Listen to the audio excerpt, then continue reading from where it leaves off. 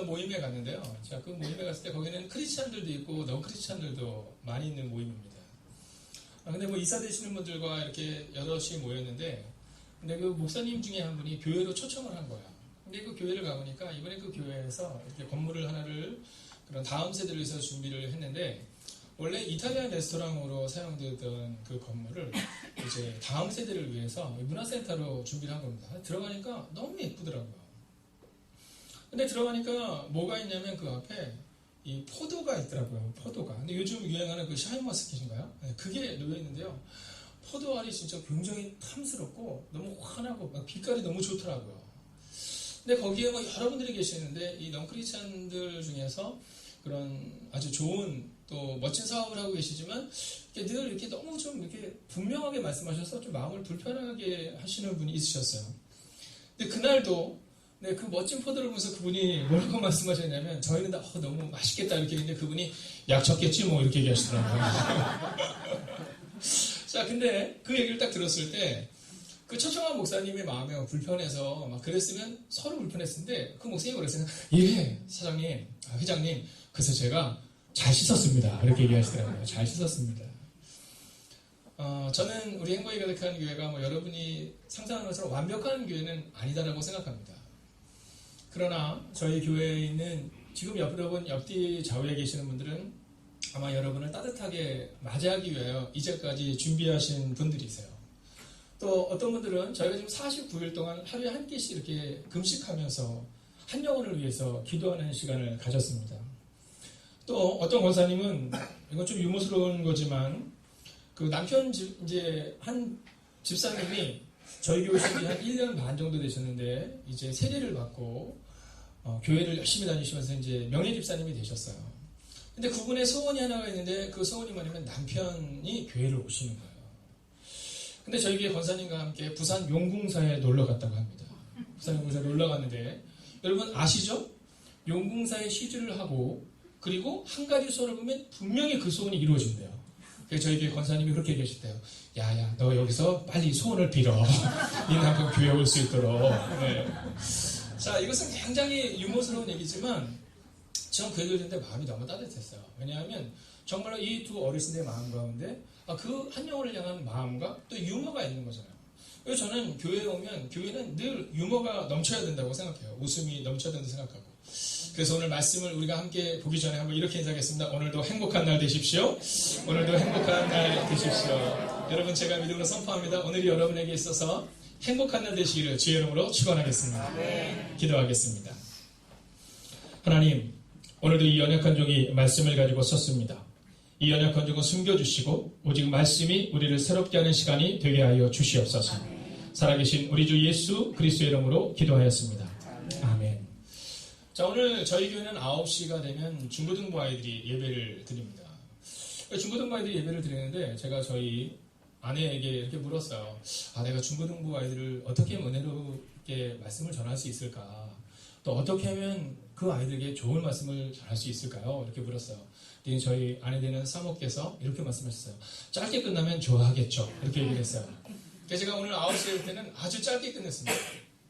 그리고 11시에 올 때도 여러분이 예상한 것처럼 제가 절대로 늦게 끝내지 않을 테니까 걱정하지 마시고 함께 이 말씀을 보기를 원합니다. 한번 제목인데요. 한번 따라해 주시겠습니까? 터널은 반드시 끝납니다.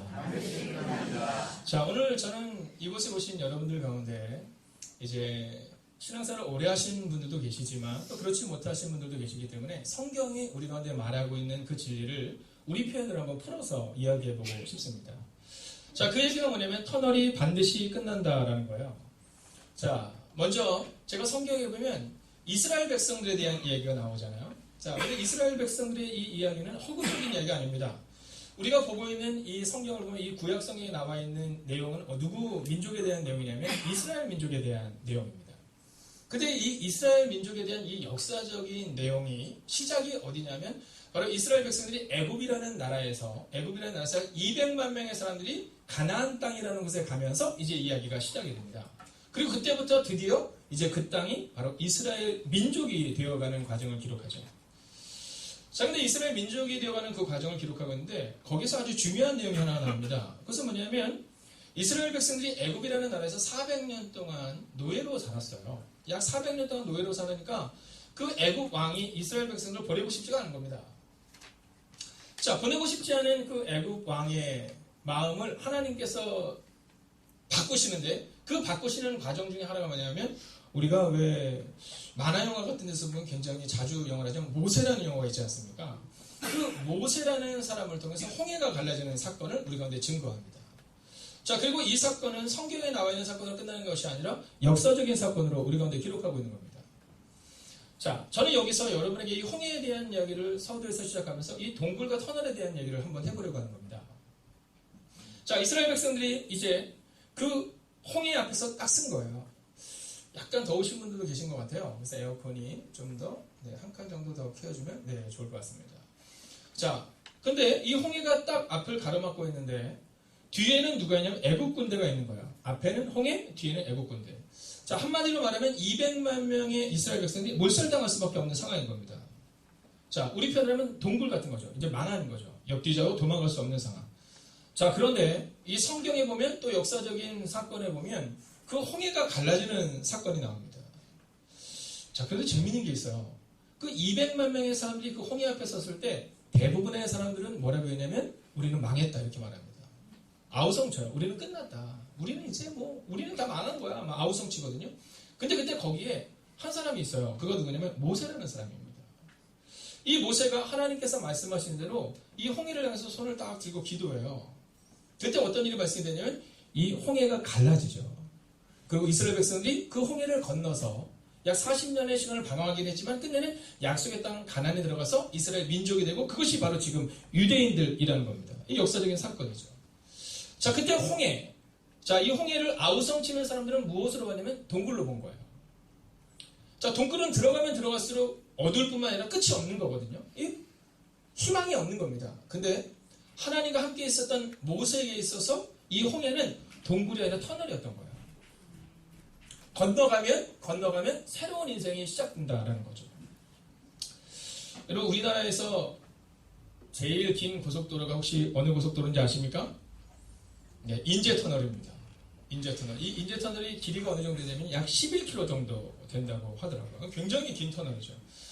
제가 중고등학교 때는 학교에서 이제 수련회를 가거나 수학여행 가면 이 터널을 갑니다. 그럼 옛날에는 터널이 짧았어요. 그래서 아이들과 어떤 얘기가 있었냐면 터널을 지나갈 때 숨을 참고 그 터널을 지나가면 소원이 이루어지나 이런 때가 있었어요.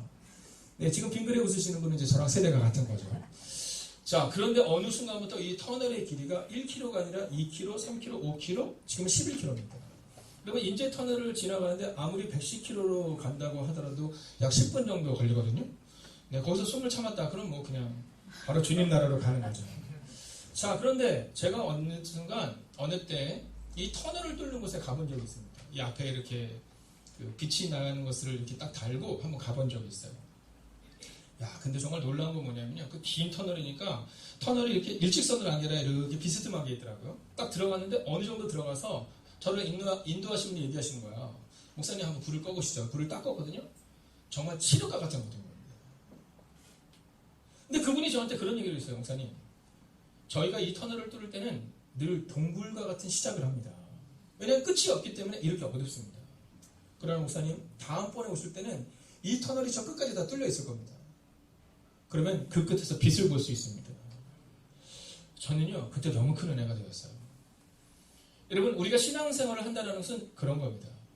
어둠이 없는 게 아니에요. 문제가 없는 게 아닙니다. 교회 나가면 문제가 사라진다? 아니요. 교회 나가도 역시 문제는 있습니다. 여러분, 목사님 저에게 한번 물어봐 주십시오. 목사님은 문제가 없어요? 저에게도 문제가 많습니다. 목사님, 교회는 문제가 없나요? 우리에게도 문제가 많습니다. 여러분, 우리가 이 땅에서 살아가는 한 문제가 없을 수는 없어요. 다만 믿음의 사람들의 특징은 주님과 함께 문제 앞에서 무릎을 꿇는 것이 아니라 끝내는 터널과 같이 끝이 있다라는 믿음으로 살아가는 거죠. 네, 여러분, 홍해를 건널 때 바로 이스라엘 백성들이 그랬던 겁니다. 다들 우리는 끝났다, 우리는 동굴 가운데서 망했다 이렇게 말하는데, 터널을 믿었던 모세, 이 한 사람을 통해 드디어 이 터널의 끝을 보게 된 것이죠. 여러분, 저는 오늘 여러분에게 이 터널의 끝을 보는 은혜가 시작되기를 주의 이름으로 축원하겠습니다. 오늘은 비록 그래도 목사님 여전히 저는 문제가 있어요. 아직 여전히 해결되지 않았어요. 괜찮습니다. 주님과 함께라면 그 일들이 일어날 수 있다. 오늘 성경은 바로 그것을 우리 가운데 말해주고 있다라는 겁니다. 여러분, 이스라엘 백성들의 특징이 있어요. 그 특징이 뭐냐면 두 가지 특징이 있는데, 하나는 하나님을 믿는다는 것이고, 두 번째는 장래의 특징인데, 우리는 땅에 묻잖아요. 근데 이스라엘 백성들은 땅에 묻지 않고 동굴에 그 시체를 넣어놓습니다. 자, 이제 이스라엘 백성들의 구약의 시대를 지나서 이제 신약이라는 것을 넘어가면, 네, 벌써 반은 끝났다는 것을 느낌상 눈치챌 수 있겠죠. 네, 오늘 말씀에 반이 벌써 끝나가는구나. 이 신약에 보면 예수님이라는 분이 이제 나오십니다. 근데 예수님이 이 땅에 오셔서 뭐라고 말씀하시면, 내가 이 땅에서 죽고 부활하는데 그 부활을 믿는 자마다 너희가 내 구원이 임할 것이다, 이렇게 말씀하세요. 자, 그런데 예수님이 정말로 죽고 사흘 만에 부활할 것이라고 말했지만 제자들이 그것을 믿지 못했습니다. 그리고 예수님의 제자들 혹은 예수님의 교우들이 이제 예수님이 묻힌 그곳을 딱 갔는데, 이 여자 성도들이 거길 딱 갔는데 예수님이 없는 거예요. 자, 그때 이 여인들이 굉장히 슬퍼하면서 놀랍니다. 근데 그때 한 천사가, 그리고 예수님이 그들을 위로하세요.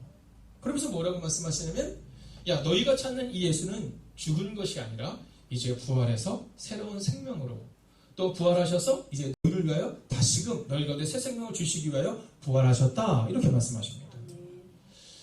여러분, 오늘 이 교회에서 제가 여러분에게 드리고 싶은 말씀은 뭐냐 하면, 바로 터널은 반드시 끝난다는 건데, 이 터널은 반드시 끝난다. 즉 여러분의 문제는 반드시 해결된다는 것인데, 이건 제 얘기가 아닙니다.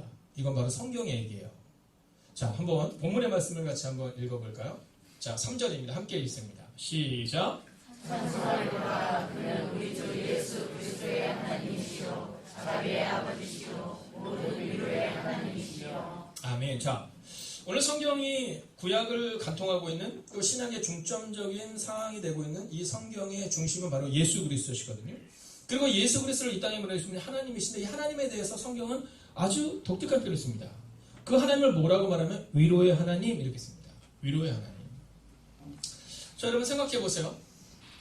그 홍해 앞에 섰을 때 막 아우성 칠 때 하나님이 그들을 위로하시면서 홍해를 갈라주셨거든요. 여러분, 그분이 위로의 하나님이시다라는 겁니다. 여러분, 저는 오늘도 여러분 가운데 지금 겉으로는 다들 환한 미소를 띠고 계시지만, 네, 멋진 옷을 입고 환한 미소를 띠시지만 여러분 내면 깊은 곳에는 사실은 문제를 가지고 다 나왔을 겁니다. 여러분, 그때 주님은 우리 가운데 뭐라고 말씀하시냐면, 하나님은 자비하는, 즉 사랑의 하나님이시고 그리고 위로의 하나님이시기에 우리의 문제를 해결해 주실 것이다 라고 말씀해주고 있습니다. 지금부터 수천 년 전 홍해를 갈라주셨고, 지금부터 2000년 전 예수님을 다시 살리신 것으로 끝나는 것이 아니라 바로 2019년을 살아가고 있는 오늘 우리에게도 동일하게 위로의 하나님과 위로의 능력을 우리 가운데 허락하신다라고 말씀하고 있다라는 겁니다. 여러분, 오늘 이 짧은 메시지를 통해 저는 여러분들의 마음 가운데 위로의 하나님을 경험하고 돌아가시기를 주의 이름으로 축원하겠습니다. 제가 하나님은 잘 모르겠는데 괜찮아요. 그렇지만 하나님에 대한 관점 하나가 생겨서 돌아가기로 하는데, 그것은 바로 하나님은 나를 위로하시는 분이시구나. 하나님은 나와 함께 하시는 분이시구나. 제가 사역을 할 때, 처음 사역을 할 때가 어디서 사역을 하냐면 아동부에서 사역을 했습니다. 근데 그 아동부 아이 중에 강두기라는 아이가 있었어요. 아주 귀여웠습니다. 저 뒤에는 우연이가 굉장히 막 똘망똘망 하듯이 그 두기라는 아이가 그랬어요. 아주 어렸지만 아주 힘있고 막 똘망똘망 했습니다. 유치부 때도 뭐 온 교회를 다 막 이렇게 힘있게 하는 아이였거든요. 근데 이 아이가 초등학교 1학년이 된 겁니다. 근데 여러분, 초등학교 1학년이 되면 달라지기 시작해요. 저희 교회도 가성이라고 있습니다. 가성이라고 이제 올해 초등학교 학생이 됐거든요. 얼마나 얘가 유치원 때는 막 그냥 까불거렸는데요. 점점 더 걸음걸이가 느려져요. 네, 가끔은 뒷짐을 이렇게 집니다. 자, 이 두기라는 아이가 그랬어요. 두기라는 아이가 딱 뭔가가 다른 거예요. 근데 7살짜리 그 당시 여자의 동생이 하나 있었어요. 교회 동생. 근데 걔가, 제가 이렇게 교회 마당했는데 그 두기라에서 막 달려오더니 오빠 뭐해? 그러는 거예요. 근데 두기라는 초등학교 아저씨가 그냥 이렇게 팔짱을 끼고는 어른이냐 왜? 이렇게 얘기를 하더라고요. 그랬더니 이 초등학교 들어가기 전 7살짜리 여학생이 뭐라냐면, 나 오빠 오기 기다렸어. 우리 같이 놀아. 이렇게 얘기했어요. 그랬더니 초등학교 1학년짜리 이 강두기가 뭐라고 했냐면, 야야야, 너랑 나랑 수준이 달라. 노는 물이 다르다는 거예요. 그리고는 안 놀아주는 겁니다. 네, 초등학교 1학년 아니까. 자, 그걸 보면서 제가 너무 재밌게 보고 그냥 지나쳤는데, 그로부터 약 1년 정도가 지났습니다. 1년 정도가 지났는데, 1년 정도가 지난 다음에 어떤 일이 발생이 됐냐면, 이제 두기가 2학년이 되고, 그 수준이 달랐던 아이가 초등학교 1학년이 된 겁니다. 그 아이가 또 제가 이렇게 보는데 마당에서 막 뭐 얘기를 하는 거야. 그래서 오빠 내가 이제 초등학교 1학년이 됐으니까 우리 뭐 같이 놀아. 딱 그랬는데 이 두기가 초등학교 2학년짜리 아이가 걔한테 이렇게 했습니다. 야, 너 초등학교 1학년 되니까 너 큰 거 같이 보이지. 그래서 제가 너무 재밌는 거였어. 과연 저의 끝이 어떻게 될까? 근데 이 두기가 뭐라냐면 이렇게 했어요. 야, 너 1학년을 즐겨. 너 2학년 되면 죽어. 제가 그때 느꼈던 것이 뭐냐면 2학년 아이들도 학교 생활이 힘든 거예요. 거기서 뭐라냐면 너 1학년 때는 학교 일찍 오전반밖에 없이 너 이제 학교에서 점심 먹고 와야 돼? 막 이런 얘기를 하면서 걔한테 중고등학교 2학년짜리 아이가 초등학교 1학년짜리 아이한테 막 가르치는 거야. 너 이제 힘든 삶이 시작이 될 거야. 우리가 종종 하는 실수 중에 하나는 뭐냐면 내 아픔은 크지만 다른 사람의 아픔은 그렇게 크지 않다라는 착각을 할 때가 있지만 사실은 여러분 초등학교 아이들에게도 그런 문제가 있는 거예요. 자, 오늘 성경에 우리가 위로의 하나님이라는 이 표현은 오늘 이 예배를 드리는 이곳에 있는 많은 영혼들을 모두에게 아마 주시는 하나님의 메시지일 거예요. 여러분 그렇지 않은 듯 보이지만 이 앞에 서서 말씀을 전하는 저에게도 있는 그 문제예요. 여러분 우리 모두에게 있는 그 문제를 주님은 위로하기를 원하신다라는 것이죠. 자, 그러면 이 일이 어떻게 위로가 되어야 될까요? 우리가 4절을 같이 한번 읽어보겠습니다. 4절입니다. 함께 했습니다. 시작. 우리의 모든 환난 중에서 우리를 위로하사 우리로 하여금 하나님께 받는 위로로서 모든 환난 중에 있는 자들을 능히 위로하게 하시는 이시로라. 아멘. 자, 이 예수님에 대해서 뭐라고 말하냐면 성경은 모든 환난 중에 있는 자들을 위로하는 분이시다 이렇게 말하고 있습니다.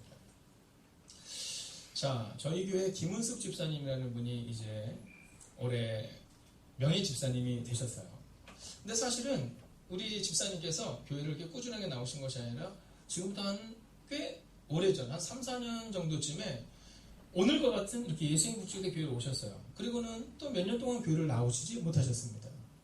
근데 그 다음에 또 그를 인도한 우리 유시영 원사님과 함께 타시봉 교회에 오셨는데 그때부터 신앙생활을 시작하여 세례를 받고 그리고 명예집사가 되는 은혜가 우리 가운데 있었던 겁니다. 여러분, 저는 오늘 이곳에 오신 여러분들이 1년에 한 번 또는 2년에 한 번씩 오신다 하더라도 여러분 저는 괜찮다고 생각해요. 언젠가는 하나님이 여러분의 마음 가운데 위로가 무엇인지 구원이 무엇인지 복음이 무엇인지를 분명히 알게 하실 것입니다. 여러분 그 일들을 위해서 우리가 먼저 다니는 사람들이 사랑하는 우리 새가족들 VIP들을 위로하고 그들을 사랑하고 있는 거죠. 자, 그런데 올 초에 오셨던 분들은 함께 나누었던 내용이지만 여러분 이런 내용이 있습니다. 여러분 예수님의 위로가 어떤 건지. 자, 한 마을에 이 부모님이 금이야 오기야 키웠던 이 처녀 한 명이 있었습니다. 근데 이 처녀가 너무 예쁜 거예요. 왜 그런 사람 있잖아요. 이렇게 교회에서도 보면 막 그 마음이 너무 예뻐가지고 어른들 보면 막 옆에서 안아드리고 옆에서 뭐 잡아드리고 막 그런 분이 있으세요. 아마 이 여인도 그랬던 여인인 것 같아요. 그래서 동네에서 많은 사람들이 이 여인을 사모하는 사람이 있었는데 용기 있는 자 한 사람이 등장합니다. 그래서 이 여인을 향해서 계속 프로포즈를 해서 끝내 이 여인과 함께 결혼을 하게 됩니다. 자, 결혼을 하고 너무너무 행복하게 사는 거예요. 남자도 성실했고 그리고 이 여자도 정말 성실하게 두 사람이 잘 자라납니다. 자, 그런데 어느 날 이 여인이 집에 이렇게 있는데 남편이 들어왔는데 여자가 얼굴이 빨개하면서 남편에게 이렇게 얘기해요. 여보, 제가 오늘 당신에게 큰 선물을 드리고 싶어요. 남편이 묻습니다. 아니, 당신 자신이 선물인데 뭘 큰 선물을 줘. 여러분 오늘 집에 가셔서 꼭 한번 해보십시오. 네, 당신 자신이 선물인데. 네. 근데 여인이 뭐냐면 아니에요. 제가 당신에게 드리고 싶은 것이 있어. 그러면서 제가 당신을 꼭 닮은 아이를 낳아드릴 수 있어요. 알고 보니 그날 이 여인이 이제 임신한 사실을 알게 된 겁니다. 여러분 남편이 얼마나 이 여인을 위해서 얼마나 사랑을 해줬겠어요. 이 태교가 굉장히 중요하잖아요. 사실 저는 이 부분에만 나오면 좀 할 말이 없는 사람이에요. 왜냐면 제가 저희 첫째 아이를 가졌을 때 그 당시 제가 중고등부 전도사 생활을 하고 있었어요. 근데 그때 중고등부 전도사를 하고 있었는데 중고등부 아이들 가운데 어떤 게 있었냐면 도서관을 했어요. 도서관. 네, 그래서 제가 교회에 가면 5시에 교회를 가면 12시까지 그 애들과 함께 있고 낮에는 학교 다니고 새벽에 가고 그러다 보니까 아내한테는 사실은 이 태교를 해준 적이 한 번도 없어요. 네. 딱 한 번 해줬는데 아내가 얘기하더라고요. 어느 날 아무래도 이제 산딸이 다가오고 예정일이 다가와서 이제 내일쯤 아기를 낳을 것 같다. 저 그 얘기를 듣는데 너무너무 마음이 불편했어요. 그래서 그날 그 밤에 밖에 나가서 떡볶이를 사왔어요. 네, 그게 제가 저희 아내한테 해준 처음이자 마지막 선물입니다. 근데 그리고는 이제 잤는데 그 다음날 아침인데 막 배가 아프다는 거예요. 근데 저희 원로 목사님이 해줬던 얘기가 생각이 나는 거예요. 아이가 엄마 뱃속에 있을 때 어떤 글을 읽어주냐에 따라 달라진다는 얘기. 그래서 제가 이거 잠깐만 그리고는 가가지고요. 그 당시 잊혀주셨습니다. 어거스틴의 이렇게 두꺼운 책을 가지고 제가 읽어줬어요. 아내한테. 여러분 신앙은 이런 거야. 여보 이거 들어봐. 자 그러면서 이제 저희 아내가 이제 병원에 가서 아이를 잘 출산했습니다. 아마 이 여인도 그랬겠죠. 남편이 다 이 여인을 위해서 먹을 걸 주고 사다 주고 가장 아름답게 했을 거예요. 자 그렇게 7, 8개월이 지나고 나서 이제 아이가 태어납니다. 여러분 그때의 그 기쁨 여러분 상상할 수도 없잖아요. 그죠? 우리 이명원 집사님 그러시잖아요. 네, 우리 정수가 태어났을 때 네, 중학교 2학년 때 속색일 건 생각도 못하고 일단 뭐 태어났을 때 너무너무 좋잖아요. 그죠? 자 그렇게 아이가 태어난 겁니다. 잘 자라는 거예요.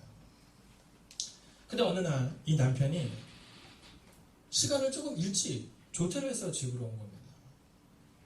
아내가 물어요. 여보 왜 이렇게 일찍 왔어요? 이렇게 물어요. 여보 왜 이렇게 일찍 왔어요? 그랬더니 이 남편이 뭐라냐면 몰라 나 오늘 머리가 너무 아파. 아니 머리가 어지러워서 어떻게 할 수가 없어서 내가 조퇴라고 일찍 와서 이렇게 얘기를 합니다. 여보 그럼 빨리 들어가서 주무세요. 타이레놀 드시고 약 드시고 주무세요. 그리고 그 밤이 지난 겁니다. 다음날 아침에 이 여인이 일어나서 남편을 흔들어 깨우는데 남편이 일어나지 않아요. 그 밤에 그 남편이 하나님의 부르심을 받은 거예요. 여러분 그 사건이 있은 후 이 여인이 어떤 마음으로 인생을 살았을까를 한번 상상해 보세요. 그리고 이 여인에게 있어서 그 하나 남은 그 아들은 어떤 의미를 가지고 있을까를 상상해 보세요. 이 아이가 잘 자라납니다. 아이가 아빠랑 똑같아요.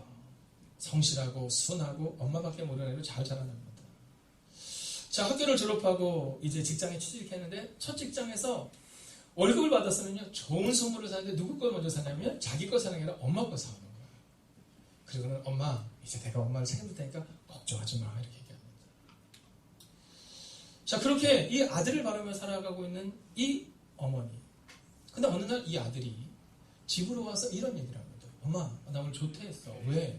몰라 나 머리가 너무 아파. 나 너무 어지러워. 이 얘기를 합니다. 엄마의 마음 가운데 두려움이 영습합니다. 지금부터 25년 전 그 사건이 생각이 나는 겁니다. 우리가 예상한 것처럼 그러나 죽음을 누구도 피해갈 수 없기에 그 밤 그 아들도 하나님 품으로 가게 됩니다. 자 그리고 그 장례 행렬이 쭉 간다고 여러분 생각해 보십시오. 요즘에는 버스를 타고 가지만 우리 어렸을 때 생각해 보면요 상해가 이렇게 가면 앞에서 치면서 갑니다. 이제 가면 언제 오나 치면서 가면 막 하는 사람이 울면서 따라가요. 그 장면입니다. 여러분 그 장면이 바로 성경에 나와 있는 나인성의 과부의 장면입니다. 근데 그 아들을 잃은 그 장례 행렬을 지켜보는 한 사람이 있었어요. 그가 누구였냐면 바로 그리스도 예수님이셨습니다. 근데 예수님이 그 가던 길을 멈추게 해요. 얘들아 잠깐 멈춰라 이렇게 얘기를 해요. 근데 성경에 보면 예수님이 함께 아파했다 이런 표현이 있어요. 함께 눈물 흘리고 함께 슬퍼하는 장면이 나와요. 그리고는 예수님께서 그 죽은 아이를 살리는 장면이 나옵니다. 여러분 예수님이 어떤 분이시냐? 바로 모든 환난 중에 있는 자들을 능히 위로하게 하시는 이 주로다. 여러분 그 주님은 바로 우리를 위로하는 분이라는 겁니다. 여러분 그 죽음의 행렬을 위로했던 그 위로. 여러분 그 이후로 역사적으로 수많은 사건들이 있습니다. 여러분 지금 주변에 있는 집사님, 권사님들에게 한번 질문해 보십시오. 아마 이분들의 과거에도 그러한 비슷한 또는 그것과 같은 그러한 아픔들을 가진 분들이 많았을 겁니다. 그러나 우리가 그 문제를 넘어설 수 있었던 단 하나의 이유는 바로 우리를 위로하시는 그 주님과 함께 문제를 넘어섰다는 겁니다. 만약에 주님을 만나지 못했다면 이 여인은 그곳에서 영원히 동굴과 같은 인생을 살았을 겁니다. 그러나 주님과 함께 살았던 그는 터널과 같은 인생을 새롭게 시작한다라는 것이죠. 사랑하신 여러분, 저는 이제 여러분에게 오늘 그 주님의 말씀을 마지막으로 선포하고 말씀을 마치려 합니다. 여러분 5절의 말씀을 읽고 마칠까요? 5절 같이 한번 읽겠습니다. 함께 읽을까요? 시작. 그리스도의 고난이 우리에게 넘친 것 같이 우리가 받는 위로도 그리스도로 말미암아 넘치는도다. 지금부터 2000년 전에 주님께서 오늘 이곳에 오신 여러분을 위해서 십자가에서 죽으셨습니다. 그 고난을 받으셨어요. 그리고 우리를 위하여 죽으시고 부활하셨습니다. 그리고 성경은 분명히 우리 가운데 말합니다. 누구든지 나를 믿는 자는. 여러분 우리가 잘나서가 아니라 우리가 깨끗해서가 아니라 우리가 정결해서가 아니라 누구든지 나를 믿는 자는 구원을 얻으리라는 말씀을 오늘 우리 가운데 증거합니다. 그리고 2000년이 전 지금도 바로 그 주님의 고난이 우리 가운데 임해서 그분의 위로가 우리 가운데 넘치고 있다라는 것이죠. 여러분 이제는 홀로 여러분의 문제를 해결하려 하지 마십시오. 수고하고 무거운 짐진 자들아 다 내게로 오라 내가 너를 쉬게 하리라 말씀하신 그 주님과 함께 오늘 여러분의 문제를 함께 넘어서는 주님의 위로를 경험하는 여러분이 되시기를 주의 이름으로 부탁드리겠습니다. 이제 말씀을 마칩니다. 저는 오늘 홍해가 갈라지는 사건으로부터 시작하여 말씀을 시작했습니다. 그리고 그들이 홍해가 갈라짐으로 동굴이 아니라 터널이었음을 여러분과 함께 나눴습니다. 여러분 그 홍해가 갈라지기 위해서는 그 터널이 그들 가운데 생기기 위해서는 누군가가 손을 들어 기도하는 순간이 필요했습니다. 요단강이 갈라지기 위해서는 누군가가 발을 내딛는 수고가 필요했습니다. 아마 모르긴 해도 오늘 여러분들이 스스로 오신 분은 아마 거의 없으실 겁니다. 아마 누군가의 사랑을 통해 이곳에 오셨을 겁니다. 여러분 이제 한 발을 내디딘 여러분을 주의 이름으로 축복하며 저는 여러분에게 이 부탁을 드리고 싶습니다. 이제는 여러분을 누군가가 인도한 것처럼 이제 여러분 스스로가 주님 앞으로 한 발자국 더 걸어가 주시기를 부탁드리겠습니다. 그래서 먼저 주님을 만난 이들에게 임했던 그 터널의 은혜가 오늘 우리 가운데도 임할 것이며 또 여러분의 가정 가운데도 임하기를.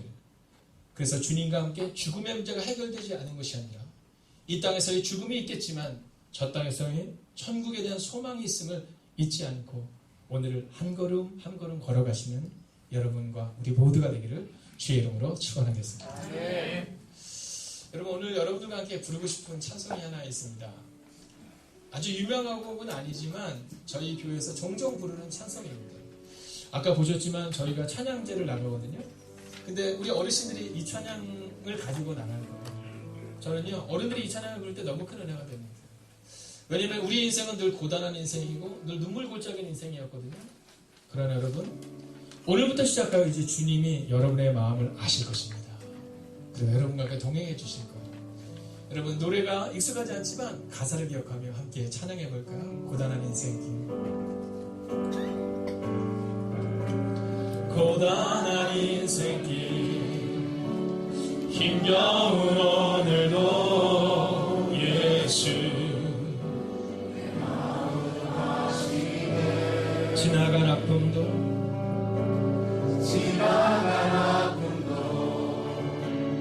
마주할 세상도 예수 내 마음 아시네. 믿음의 눈 들어 주를 보리 이 또한 지나가리라. 주어진 내 삶의 시간 속에 주의 주 알게 하소서. 저희 교회 처음 오셔서 이제 예수를 만나고 또 세례를 받게 된 후에 한 집사님이 그런 고백을 하셨어요. 왜 이렇게 늦게 왔을까? 그게 너무 아쉽다고. 그리고 이 찬양을 부르면 왠지 내 마음 가운데 내 과거를 또 내 눈물을 주님이 아시는 것 같다는 마음이 들더라고요. 여러분 우리가 다시 한번 1절을 부르고 함께 마치기를 원하는데요. 혹시 불편하지 않으시다면 한번 자리에서 일어나셔서 여러분 주보에도 사실 나와 있습니다. 그래서 이 가사를 기억하며 우리가 다시 한번 이 찬양을 불러보겠습니다. 고단한 인생길 고단한 인생길 힘겨운 오늘도 예수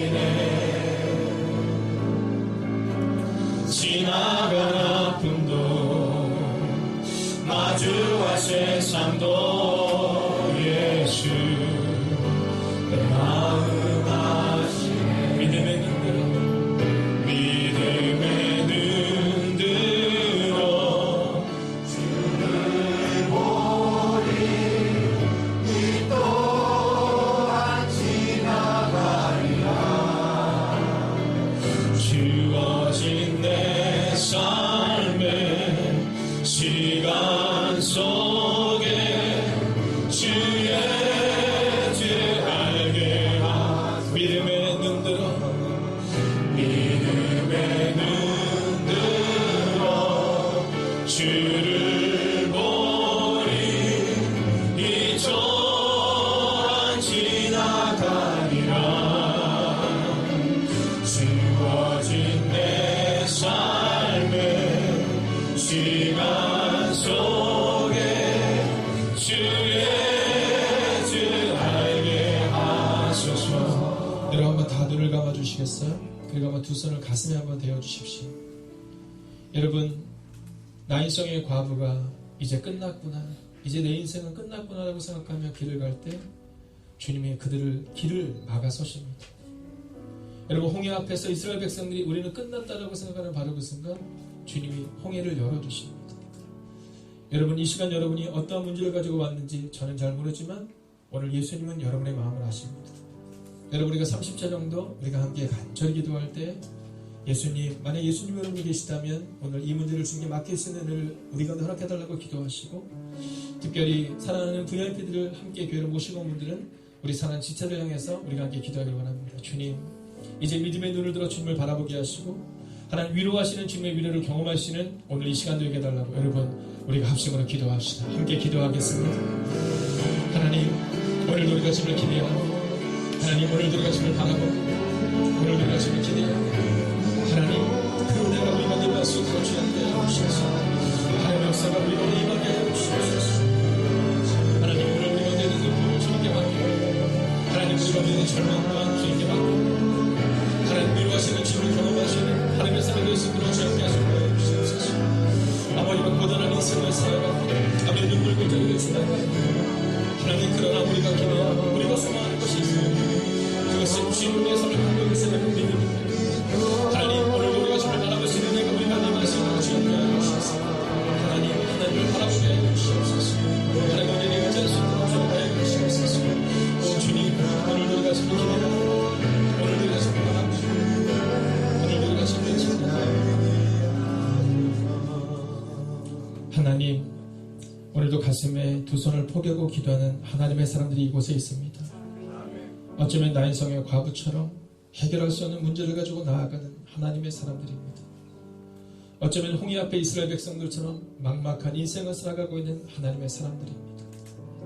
하나님, 위로하시고 동행하시고 함께하여 주셔서 그리스의 고난이 넘치는 것처럼 우리 가운데 그분의 위로가 넘친다라는 말씀처럼 오늘 이곳에 참여한 하나님의 사람들 가운데 주님의 넘치는 위로를 경험하시는 하나님의 사람들이 되게 하여 주시옵소서. 이 연약한 중에 이 짧은 메시지로 갑자기 우리의 삶이 바뀔 수는 없겠지만 오늘부터 한 걸음 내딛는 하나님의 사람들이 되게 하여 주셔서, 혹은 걸음을 멈추는 나인성의 과부처럼 그한 사람이 되게 하여 주셔서 이제 예수님과 함께 오늘의 문제를 넘어서고 죽음의 문제를 해결받을 수 있는 하나님의 사람들이 되게 하여 주시옵소서. 하나님, 여전히 고단한 인생을 살아갔지만 이제는 홀로 살아가는 것이 아니라 주님과 함께 살아가기를 다짐하는 하나님의 거룩한 백성들과 함께 하시기를 성부와 성자와 성령의 이름으로 간절히 축원하옵나이다.